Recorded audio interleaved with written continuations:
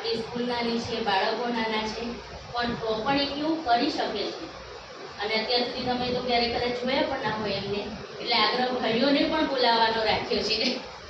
અને તમે તમારો ટાઈમ કાઢીને અહીંયા આવ્યા એટલે શાબ્દિક સ્વાગત કરીએ છીએ. અને બાળકોના પ્રોગ્રામને આજે જુઓ એ સાથે બીજું એ છે કે એસએમસીની મિટિંગ રાખી છે.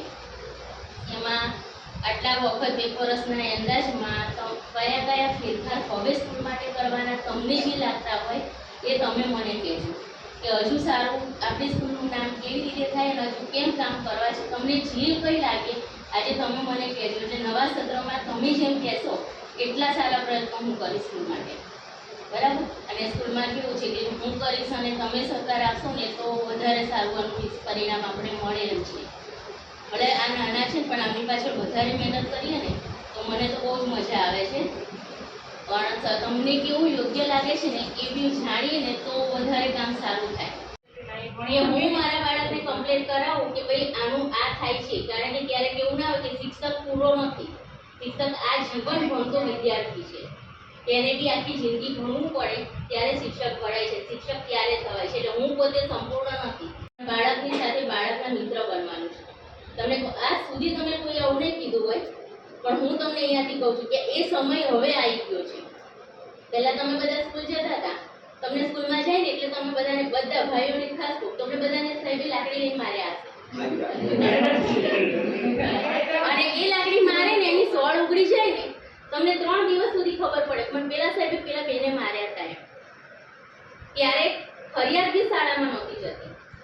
જો આજે ખાલી પ્રેમથી બી આમ ઝપડ મારી દો ને તો આપણે વિડીયો જોતા આવીશું. પેલા બેને માર્યું, પેલા ભાઈએ માર્યું, અલ્યા પણ બેને કે ભાઈએ કેમ માર્યું છે પૂછવા તો જાઓ તમે. પણ સીધા આપણે સ્કૂલ પર આરોપ કરીએ. પણ જ્યારે તમે સોળો ખાધી હતી એ તમે ભૂલી ગયા છો. અને એ જે લાગણી ત્યારે અને આજે તમે તમારા બાળકને ઘરે પૂછો કે બેને તમે કોઈ દિવસ માર્યા છે? એ તમે અત્યારે કહો ભાઈ, પણ ઘણા બધાના પ્રશ્નો હોય પણ પૂછો કે માર્યા છે તો ના, પણ તોય તમારું બાળક શીખે છે કે નથી શીખતું તમને સંતોષ થાય છે? તો એ વસ્તુ જરૂરી છે કે બાળકને આવડવું જોઈએ. માતા પિતાનો સંતોષ જરૂરી છે કે બાળકને મારી જ લઉં એને એમ કહું તો 50 વાર લખ તો એ ગોખણ પટ્ટી છે. ઇંગ્લિશ મીડિયમની અંદર એ પાડી દીધો, તમને કહી દીધું કે એ લખો, તમે 50 વખત લખશો તમને એ આવડી જ જવાનું છે. પણ એ કેટલા સુધી કે જ્યાં સુધી તમે એની પ્રેક્ટિસ કરો છો ત્યાં સુધી.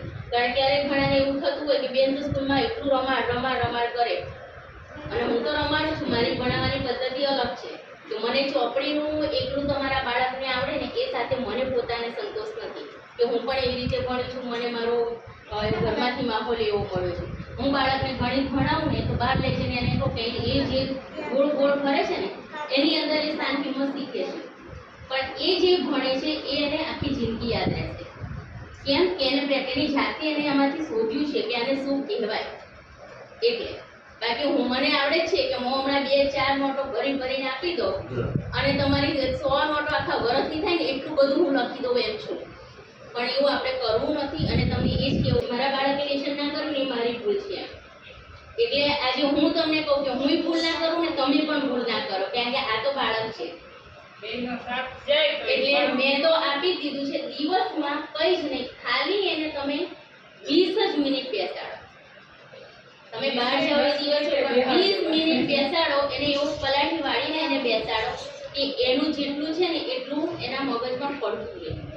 એ પુનરાવર્તન જરૂરી છે, એ ભૂલી ના જાય. એટલા માટે મારી જેટલી જવાબદારી છે ને એટલી જવાબદારી હું તમને બધાને આપું છું, બરાબર. અને આજે છે ને આપણા જ બાળકો આપણને બધી ભાષામાં અલગ અલગ સંદેશ આપશે. પછી આપણે આપણો કાર્યક્રમને પૂરો કરીશું.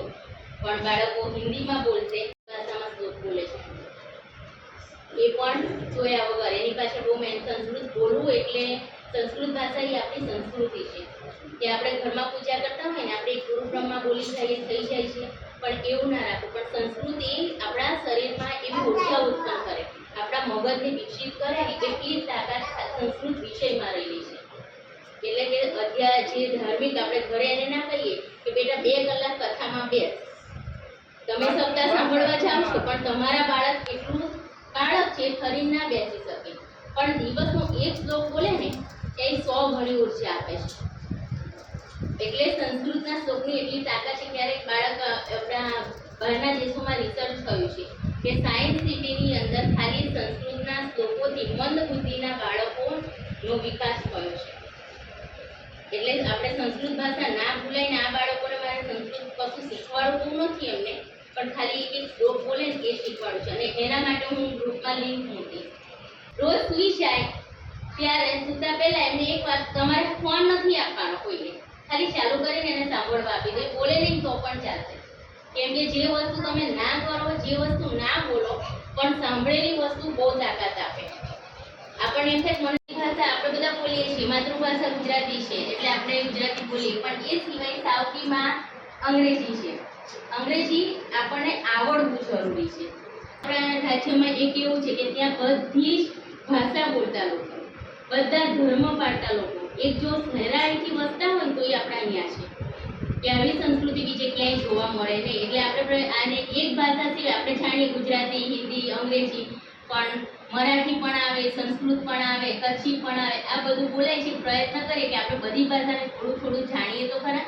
અને બાળકોએ આપણને સંદેશ એવો આપ્યો કે ઉનાળા વેકેશનમાં તાપ બહુ છે, બહાર નીકળતા નહીં અને મજા પણ કરજો.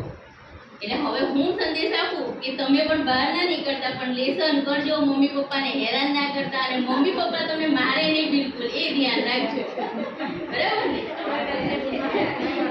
તો બધાને ઉનાળા વેકેશનની ખૂબ ખૂબ શુભકામનાઓ. કાલે છેલ્લો દિવસ છે શાળાનો, પછી ચોથા વાળાનું કાલે રિઝલ્ટ પણ છે.